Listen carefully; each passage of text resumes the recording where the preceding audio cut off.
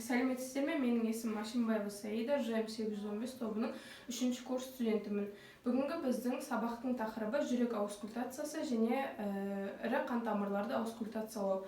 Жалпы жүрек қалыпты қызмет жасап тұрған уақытында клапандар ашылып жабылып тұрады, және біз аускультация арқылы тыңдаған уақытта олар бізге тон, яғни дыбыс ретінде естіледі.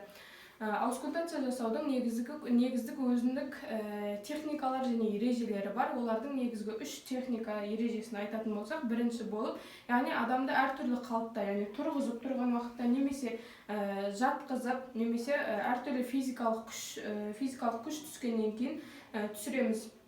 Екінші ережесі бізде, яғни науқасқа аускультация жасау барысында оның демін іште тоқтатып тұруын сұраймыз. Себебі өкпедегі шулар, яғни тыныс алған уақыттағы өкпедегі шулар бізге дыбысты анық естуімізге кедергі келтіреді.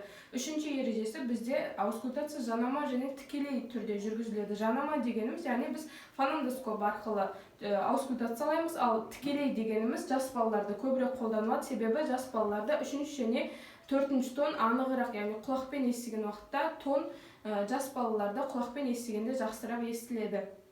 Жалпы біз аускультацияны бастауды жүргізбестен алдын негізгі жүрек қақпақшаларының тондарын ажыратып, яғни олардың орналасу нүктесін анықтап аламыз. Жүректің орналасу қақпақшаларының орналасу нүктелері негізінен бізге белгілі 4 қақпақша бар. Бірінші қақпақша бізде митральды қақпақша, ол бізде 3-ші қабырға аралықта төске бекінген жерінде орналасады, яғни сол жақта 3-ші қабырға аралықта орналасады. Ал оның тыңдау нүктесі бұғана орта сызығымен, яғни линия мамилляриспен түсіп, және де біз бірінші пальпациялау арқылы жүрек ұшын анықтап аламыз. Пальпациялау арқылы жүрек ұшын анықтаймыз. Қолымыз сезген жерге, яғни алақанымыз сезген жерге жүректі саусағымызды әкеліп, осы жерді белгілейміз. Бұл бізде тыңдаудың бірінші нүктесі болып табылады. Бұл митральды қақпақшаның тыңдау нүктесі. Екінші қақпақша қолқа қақпақшасы. Қолқа қақпақшасы бізде 3-ші қабырға аралықта, оны табу алдында біз екі жақтан бірінші 3-ші қабырғаны тауып алып, оның біріктіріп төске бекінген жері, яғни осы жерде төстің дәл ортасында қолқа қақпақшасының нүктесі орналасады. Ал оның тыңдау нүктесі екінші қабырға аралықтың оң жақ бөлігінде 1,5 см төстен сыртта орналасқан, яғни бұл бізде қолқа қақпақшасының тыңдау нүктесі деп аталынады. Бұл екінші нүкте. Ал үшінші нүкте өкпе артериясының тыңдау нүктесі бізде сол жақта екінші қабырға аралықта төстен бірінші және екінші қабырға аралықта төстен 1,5 см тысқары орналасқан. Бұл өкпе артериясының тыңдау нүктесі, бұл үшінші тыңдау нүктесі деп аталынады.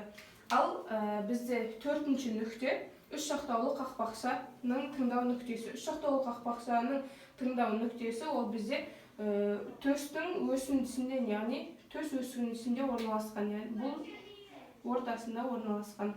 Ал Боткин-Эрбс нүктесі қосымша қолқа қақпақшаларының тыңдау нүктесі деп аталынады. Боткин-Эрбс нүктесі ол сол жақта 1, 2 және 3-ші қабырға аралықтың да орналасқан. Бізде Боткин-Эрбс нүктесі деп аталынады. Бұл қолқа қақпақшаларының тыңдау нүктесі деп аталынады. Яғни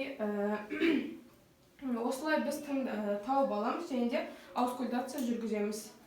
Бірінші тыңдау нүктесі бізде митральды қақпақшаны тыңдаймыз. Бірінші бұл жүрек ұшы түрткішінде орналасқан.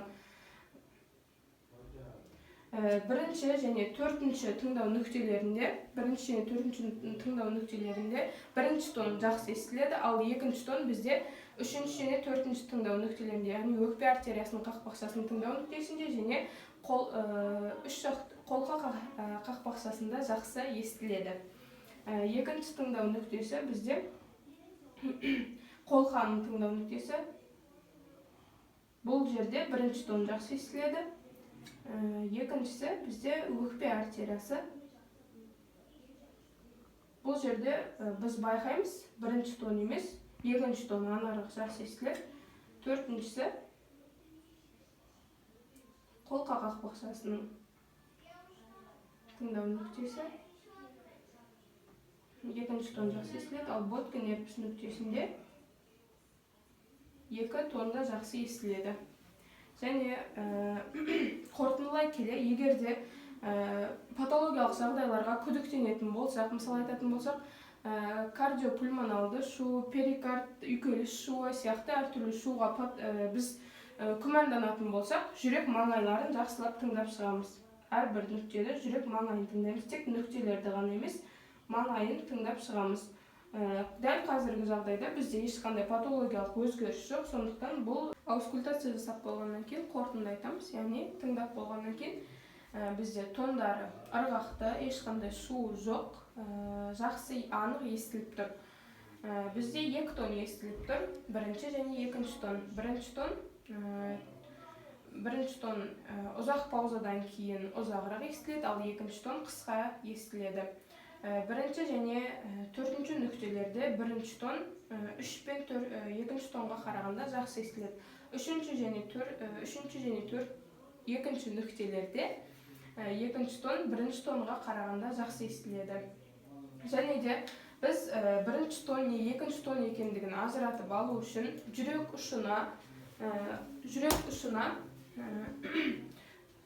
ұшын, яғни митральды қақпақшаның тыңдау нүктесіне қоямыз, және де жақ астынан ұйқы артериясын пальпациялау арқылы тауып аламыз. Бұл жерде осылай табу арқылы біз бірінші тон не екінші тон екендігін анықтап аламыз. Кейінгі бізде ірі қан тамырларын аускультациялау. Ірі қан тамырларында бізде ең бірінші болып ұйқы артериясы жатады. Ұйқы артериясы өте бетке орналасқандықтан біз оны қатты баспай тыңдаймыз. Бірінші болып пальпациялау арқылы ұйқы артериясын тауып аламыз. Енді аускультациялаймыз. Бұны бетке орналастырып, бет жағын ғана тыңдаймыз. Себебі ұйқы артериясын қатты басуға болмайды. Бұл ұйқы артериялары ең негізгі миды қанмен қамтамасыз ететін ең негізгі ірі қан тамырларының бірі болып табылады. Екіншісі бізде бұғана асты артериясын анықтау. Бұғана асты артериясында қолымызды қатты басып, осы жерден анықтаймыз және таптық. Аускультация жасау үшін де қиғасынан қойып тыңдаймыз.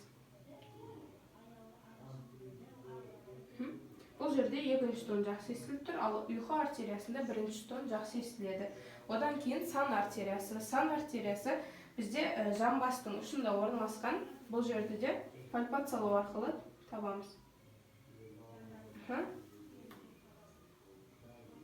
Бұл жерде де бетке орналасқандықтан қатты баспаймыз.